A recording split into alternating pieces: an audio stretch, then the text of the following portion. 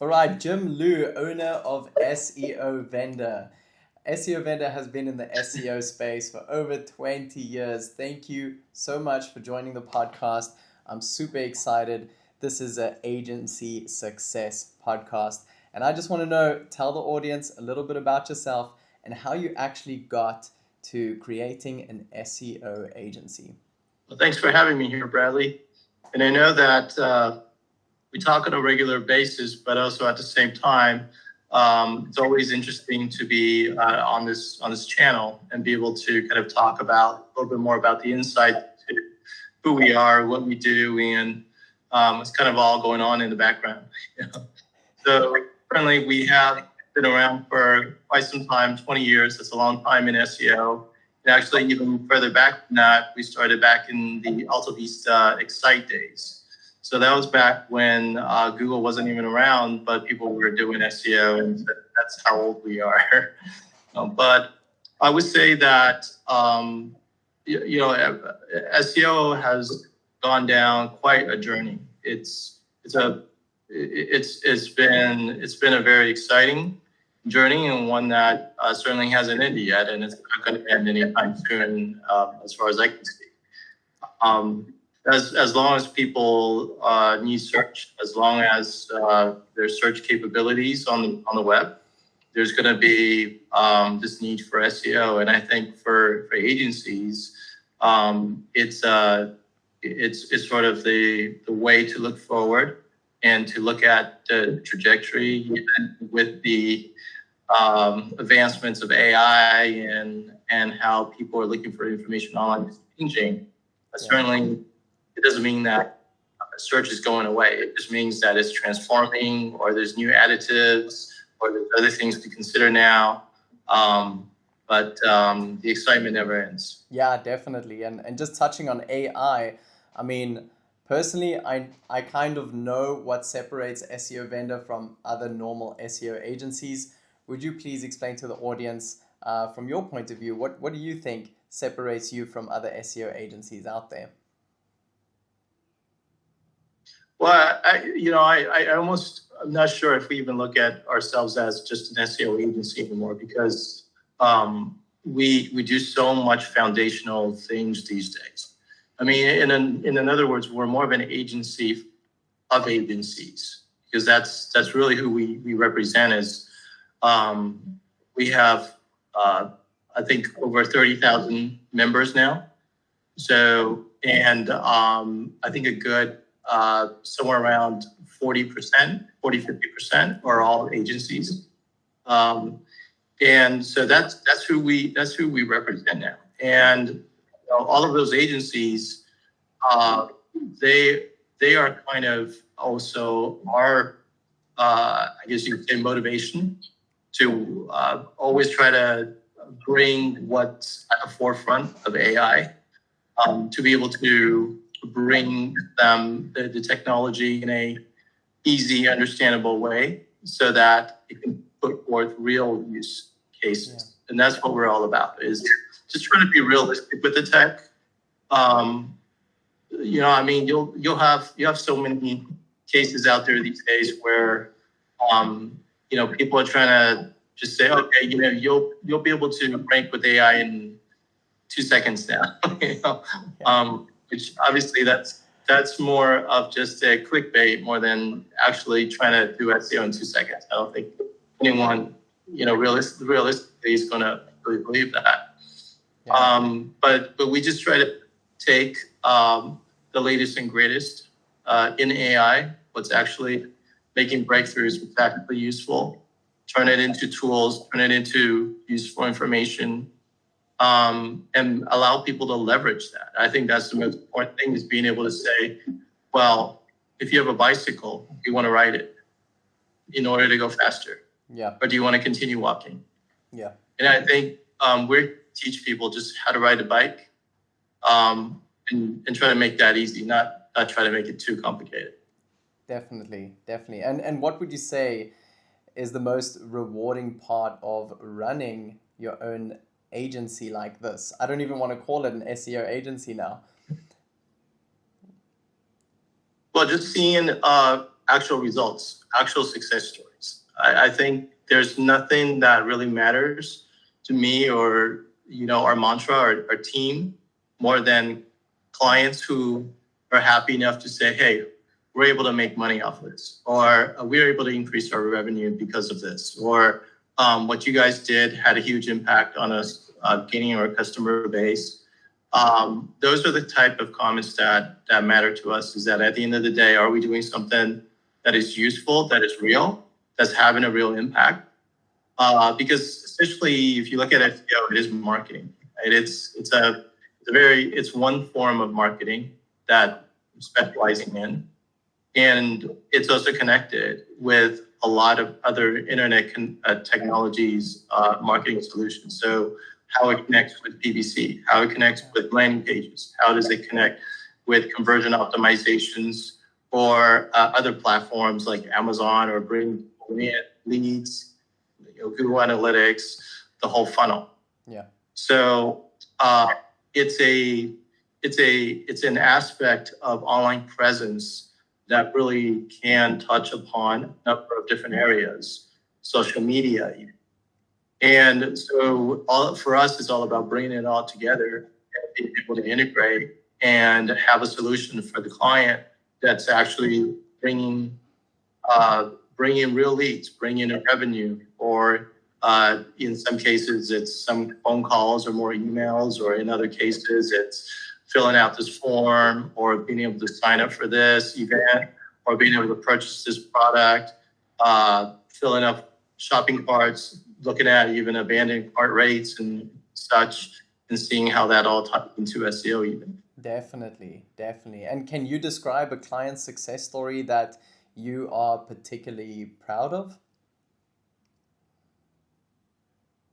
Well, I think we have a lot of those, actually. I mean, we've got just even by industry alone, we have over a dozen industries just listed on our website. We've dealt with everybody from e-commerce to local businesses, and local businesses can cover everybody from a dentist to the plumber to the roofer.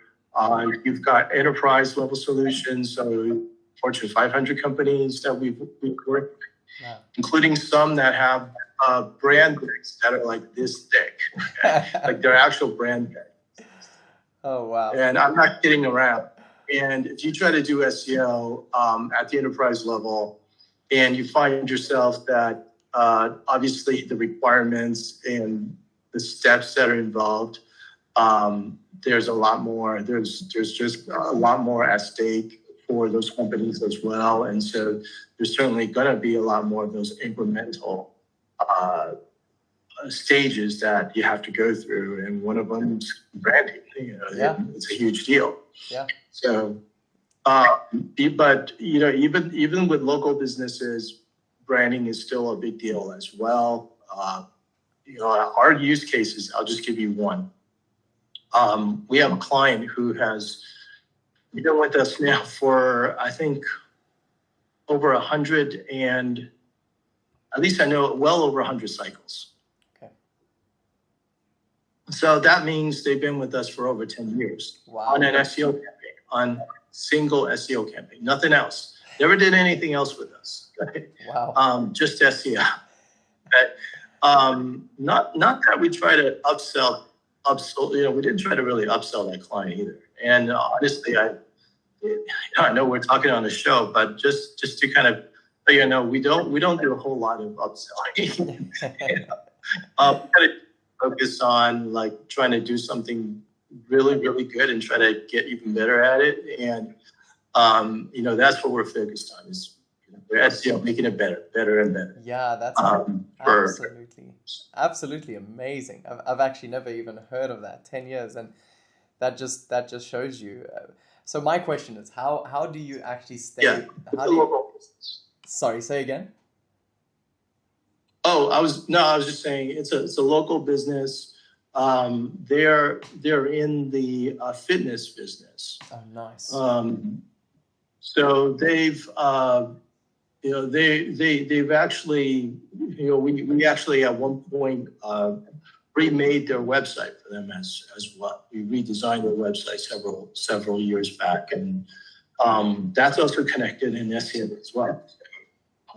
If you have a really good website, good meaning like how do you subjectively establish good? Well, is it good for SEO? Yeah. And good for SEO could be 200-300 different factors that actually. So how do you build a website, structure it, organize it, schema, or meta tags and titles, and how do you structure the menu? What kind of content do you want to put on it? How fast is it? How responsive is the site? Is it going to consider mobile to be first? Yeah. You got somewhere around 80% of all the traffic in the world. It's all based on mobile. Is the site actually for mobile?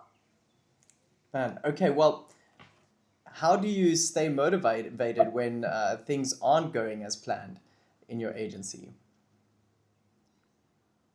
Are you talking about every day? Every day, like I'm not really sure anything ever really goes according to plan. But I think what we do look at is we look at problem and solution. Yeah. At the end of the day, if you're working on a solution, even if you have 100 problems, you're going to solve it with 100 solutions, or maybe even more. Yeah. Meaning, it's things are going to change. Things might get more challenging at times. That's okay, as long as you know to work out what is then the solution to that specific problem. Yeah. And that could be everything from a client has an SEO challenge. Their competitor did something. Or they sabotaged their own website. That happens too. Or it could be that Google updated their algorithm, and then rankings somebody's rankings got sliced in half. And this is happening on a regular basis. Yeah. But let me just put it this way: in any situation, what you want to do is you want to do something called minimize risk. Especially if you're dealing with a lot of clients and they're clients. So meaning like, we're not just thinking about ourselves, we're thinking about the agencies that represent these clients, because we're primarily a white. And so what we do, a lot of people don't even know about. The direct clients, the owners of those businesses, they probably have never heard about this. And hence you'll get a lot of case studies these days on our website where it's like, well, this is a roofing business out in Asheville or something like that. You won't get any more information than that from us because that's all private information. Yeah. But basically, for them, what does it mean when there's activities and there's things happening? How do you help them reduce their risk? Yes. So de-risking is something that actually AI has helped out quite a bit over the years. I would say over the last 5-7 years, AI has been a huge de-risking factor in everything that we do. In the sense that it can do the analysis. It can do, for example, running our proprietary predictive analytics. It can help de-risk a project, its issues, identify problems much quicker and simultaneously. Like it can go and analyze like 50 projects at a time. Whereas if it was somebody just manually going through projects, they would have like one after another, until they realize which ones should have the higher priority, or which one has this issue, which do I solve first. Yeah. We just kind of get quickly to matter at hand as quickly as we can. And so I think AI has been very helpful in that way, and I can certainly tell you more if you want to hear more. Also just trying to, when we say we want to help agencies out, so on the communication side as well. Yeah. So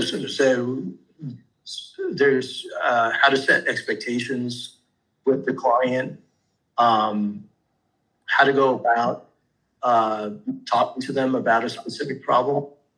All of that matters when things are challenging or not expecting to go. Yeah, definitely. And what would you say is the most important lesson that you have learned about failure?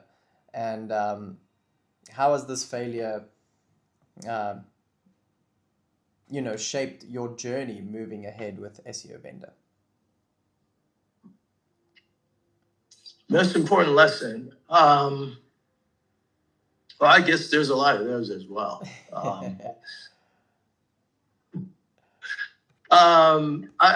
mean, it's really difficult to kind of pinpoint because I feel like I'm getting lessons all the time. Yeah. Okay. I think because well, let me tell you this. I think it's because we're in the marketing business. So in marketing, I don't think any one person has like the answer to everything. Yeah. As a matter of fact, I think it's even difficult for to kind of try to formulate and say, okay, this is the way to succeed in marketing. I haven't seen anybody actually do that yet because marketing is one of those things where somebody can get it right like 5 times in a row. Yeah. And then afterward, it's miss. That can happen, and you could be like super confident about like, hey, this is the way, this is how to do things, and like, okay, everything's working, and then the next moment the rug will just get completely pulled out from underneath you if you aren't humble. Yeah. So I think if we're talking about mistakes, I think maybe early on, like maybe very early on, I think trying to understand about marketing was thinking that, okay, you're going to find a solution like to SEO, and then that's going to be the way. But the thing you realize is that you got to stay humble because SEO is changing all the time. Marketing is changing all the time. Whatever was in place, maybe it was the gold standard, or maybe that was the success, or that was the technique 6 months ago. If it's been another 6 months, it's time to remind yourself, like, hey, maybe it's time to reevaluate that. Yeah, definitely. Would you say is that the key? To constantly adapt? Is that the key to long-term success in entrepreneurship? Yeah, in a way, it is directly tied to entrepreneurship, but in a way, it's almost we got to think of it this way. It's because the businesses that we're marketing for, it's because they have to adapt. Yeah. It's because their environment is constantly changing. Their competition is constantly changing, or their products are evolving, or their environment or their customer base is changing. Yeah. And also at the same time, then you have to look at, well, say, for example, you get a lot more competition. Well, your competition is going to change your strategy.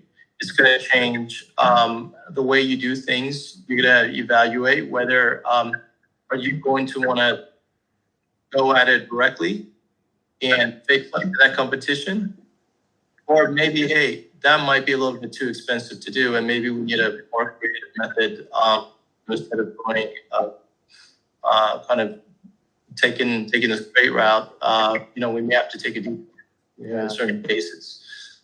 So yeah, there's a lot of strategy in that, thinking that's very similar when we're talking about marketing adaptation and adaptation. It is very similar. I mean, I would say you're very lucky if you're in a business these days that doesn't change. That's just same customers, same product. You don't have to do any R&D. You don't have to care about what's going on in the world. You can just kind of sit and money flows in no matter what. Customers come in the door no matter what. Yeah. I mean, when that's great. Yeah, definitely. Yeah, but it's a good way to put it. I mean, how would you, what would your suggestion be for people listening that want to start their own agency, or people who start white labeling with SEO vendor, and they're not sure, what to specialize in? Should they specialize in something, or should they provide a whole range of services? I think these days, the smart thing to do would be to specialize and super specialize. So what I mean is, if what you're thinking is your specialty is medical, go at least 2, 3 steps deeper. Go into a specific, say, specific type of, let's say, medical equipment, even. Yeah.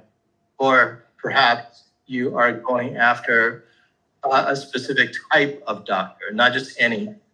Yeah.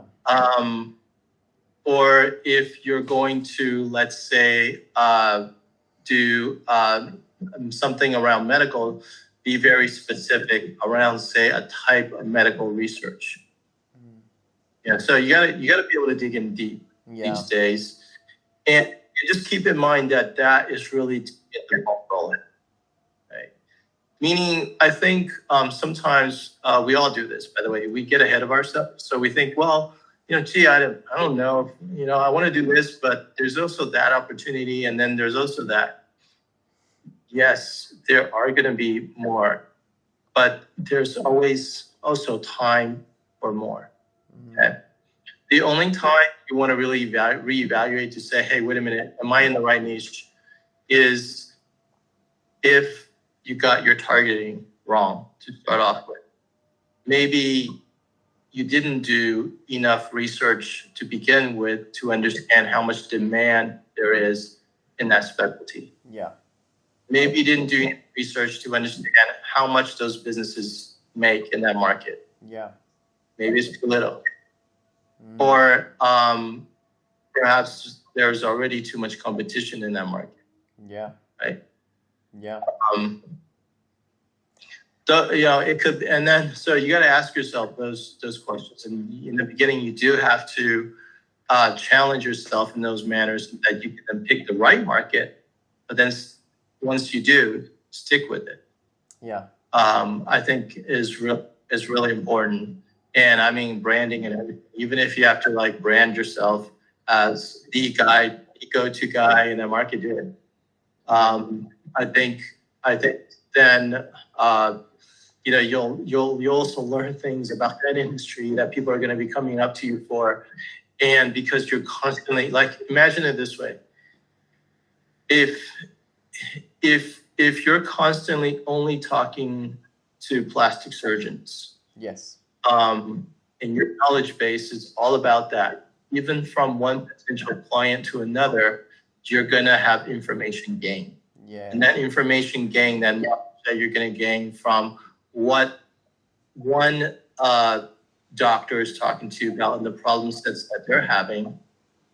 And then you hear this other doctor talking about it. And then you're like, oh, you know what? I was just talking to someone else recently who had a similar problem as you, or, that's relatable because I can understand this and that about it. That's the trigger where you're going to build trust with that next. Yeah, that's a good way to put it. You're gonna become such an expert. And you're not going to get that knowledge. Exactly. You're going to become that expert. And you're only going to gain that knowledge because you've talked to, let's say, 50, 100 doctors, plastic surgeons. You're not going to be able to do that if, say, today you're talking to a roofer, and then tomorrow you're talking to a construction company. The next day you're talking to an e-commerce. Maybe you could if you have 20, 30, 40 years of knowledge and kind of all tied together, I know, in a magical way, and you're omnipresent. But that's challenging for most people to do. Much better to be specialized. No, definitely. Okay, and what would you say are some common misconceptions clients have, especially about SEO, that you have to clear up? Misconceptions from clients. Yeah, that's a good question.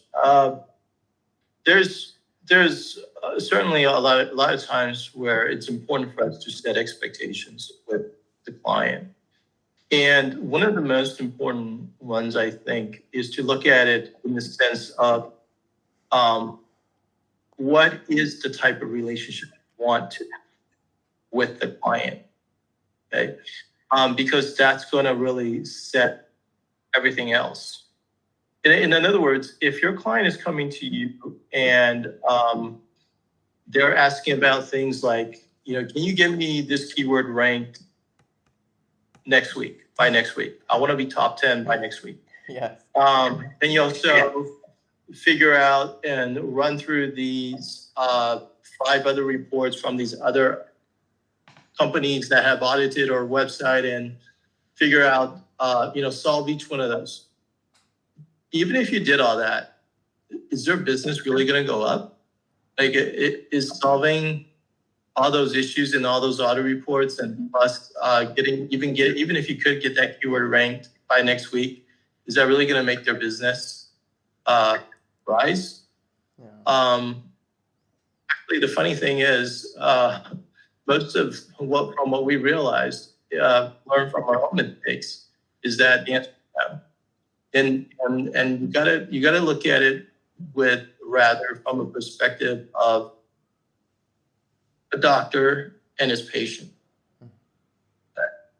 Patient, if you're the doctor, then subscribe the right medication, the right procedures, the right recommendations, and all that. And it's up to the patient to want to decide if you're the right doctor for them or not. Yeah. But they got to be able to at least treat you as a doctor. I mean, if you're giving them and saying, okay, you got to take this tablet 2 every day, and they decide, oh, you know what? I don't want to take 2. I'm going to try to boost myself up. I'll take 4 every day. Chances are that's not going to have the expected outcome. Yeah. And SEO is a lot like this as well. Yeah, that's perfectly said. So what would you say is the biggest SEO mistakes you've seen small businesses make? I think it's that. I think it's setting those expectations. Like I was saying before, I think as if you're the doctor and they're the patient, then you got to at least set the right expectations. If something is let's say if a chronic illness is going to take more than just a couple of weeks to resolve, then you got to tell the patient the right information and be able to set the right expectation as to how long then it will actually take to resolve, or what is the treatment and what that's really going to be like. You got to actually set them through it. Yeah. So to me, it's not about like pointing fingers and saying, aha, look, you're the client, you made a mistake. It's not about that at all. Clients are not the experts. They are coming to the agencies for expertise. That's why they're hiring. Yeah. And so it's up to us to be able to know what roles we play, so that when those so-called mistakes come up, it's more of a lack of understanding. And it's important then for us to be able to help educate or know how to talk to them about the problem. Definitely. So would you say communication is also key when running your own agency? Oh, absolutely, 100%. I mean, you can't get away from communication if you're running a marketing company. Yeah, you need communication. Absolutely, and really, really good communication. Yeah. Well, Jim, I'm going to finish it off with a couple of more questions. I want to dive more into your AI. And especially in 2025, there's constantly new AI coming out. DeepSeek is such a big thing.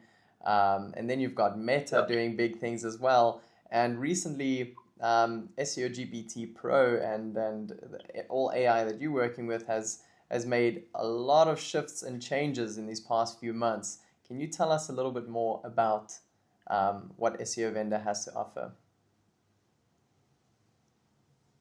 Well, I think we are, we're at a point right now where we're trying to move as briskly as we can, because there's so much technology that I think it's very wonderful that there's a lot of transformative technology out there that's AI based nowadays.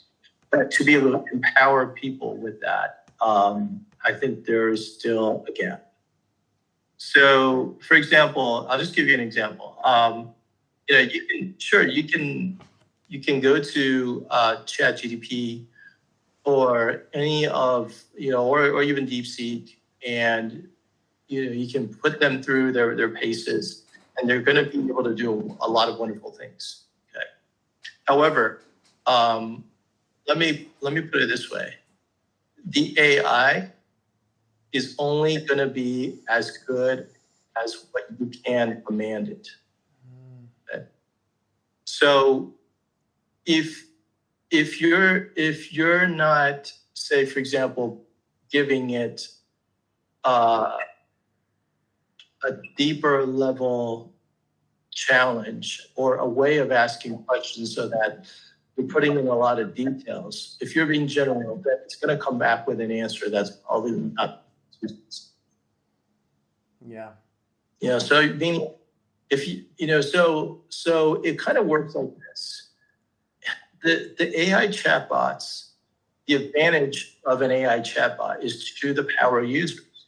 It's to the people who are the experts. It's to the people who have a lot of knowledge or are very smart or know how to gain the most out of AI. Yeah. Right. If you don't know much about that and you're just trying to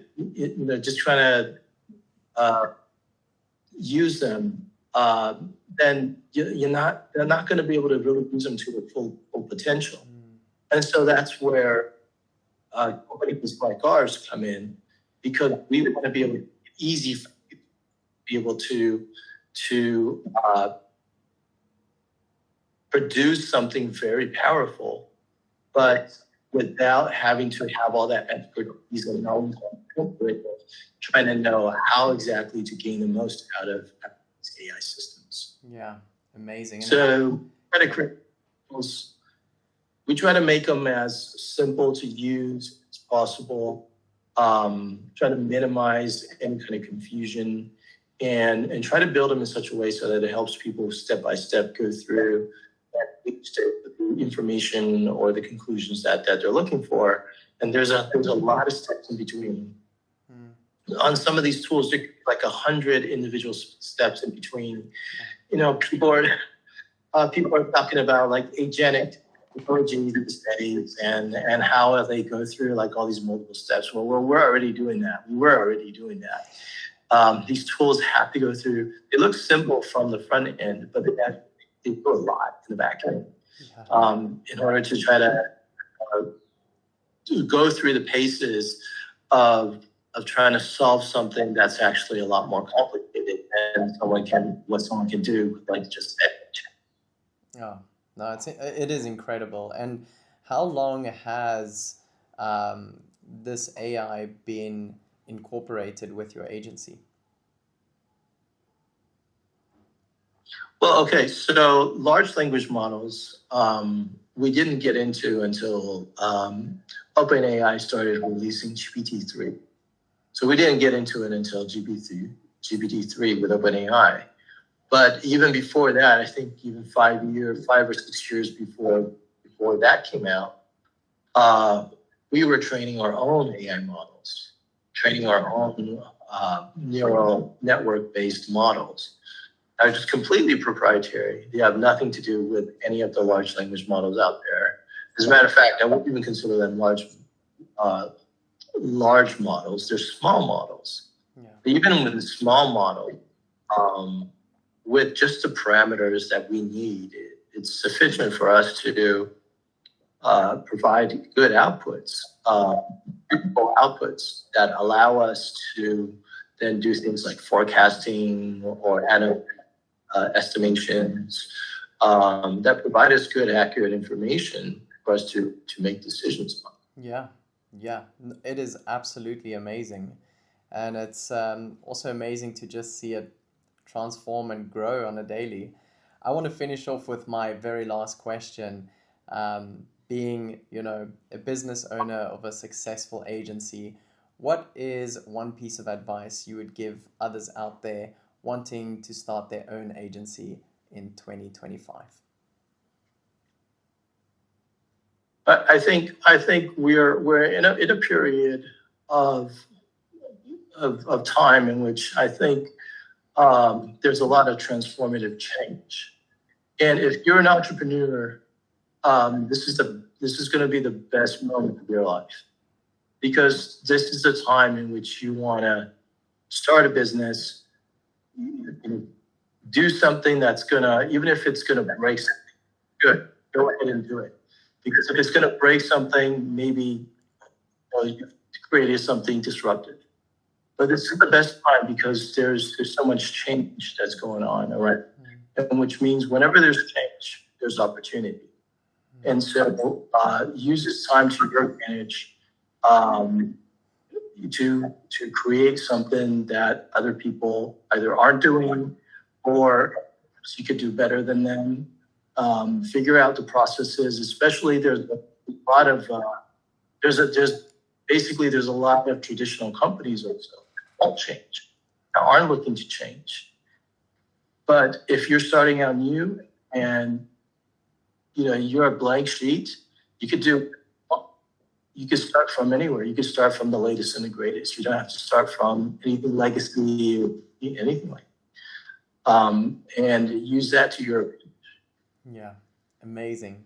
Well, Jim, thank you so much for all this valuable insight. I really do appreciate it.